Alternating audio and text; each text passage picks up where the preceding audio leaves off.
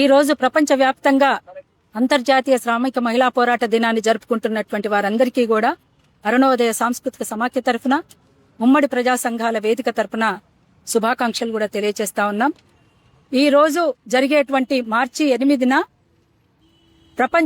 ప్రపంచంలో జరుగుతున్నటువంటి ప్రపంచ యుద్ధాలు అనేటువంటివి అమెరికన్ సామ్రాజ్యవాదం ఎట్లా ముందుకు తీసుకొచ్చిందో, అమెరికా ఇజ్రాయెల్ కలిసి ఇరాన్ పై చేస్తున్నటువంటి విధ్వంసకర దాడులకు నిరసనగా మార్చి 8ని జరుపుకుందామని చెప్పేసి ఇక్కడ ఒక నిరసన కార్యక్రమాన్ని నిర్వహించడం అనేటువంటిది జరిగింది.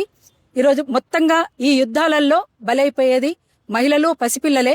ఇవాళ మహిళలందరూ కూడా పెద్ద ఎత్తున స్త్రీ విముక్తి కోసం పోరాడుతున్నటువంటి సందర్భంలో ఇవాళ సమాన పనికి సమాన వేతనం కావాలని, 8 గంటల పని విధానం ఉండాలని ఏర్పాటైనటువంటి మార్చి 8న ఈ సందర్భానికి పురస్కరించుకొని ఇవాళ జరుగుతున్నటువంటి విధ్వంసకర యుద్ధాలకు నిరసనగా ప్రతి ఒక్కరు కూడా ఐక్య ఉద్యమాలు చేయాల్సినటువంటి అవసరం ఉందని, ఆ రకంగా చేయలేకపోతే ప్రపంచమంతా కూడా విధ్వంసకర యుద్ధాలకు తెరలేపేటువంటి అవకాశం కూడా ఉంటదని కూడా తెలియజేస్తా ఉన్నాం.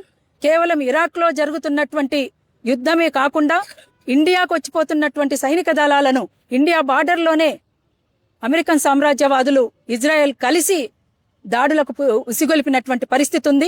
అది పూర్తిగా వ్యతిరేకించాల్సినటువంటి అవసరం కూడా ఉంది. ఇది చాలా దుర్మార్గమైనటువంటి చర్య, బాధాకరమైనటువంటి చర్య. ఇట్లాంటి దాడులు, విధ్వంసకర యుద్ధాలు ఎక్కడ కూడా ప్రజలకు ఉపయోగపడేవి కావు. వాళ్ళ పెత్తనం కోసం చేస్తున్నటువంటి యుద్ధాలు మాత్రమే. అందుకని ఈ యుద్ధాలతోటి ఒరిగేది ఏమీ లేదు ప్రజలకు.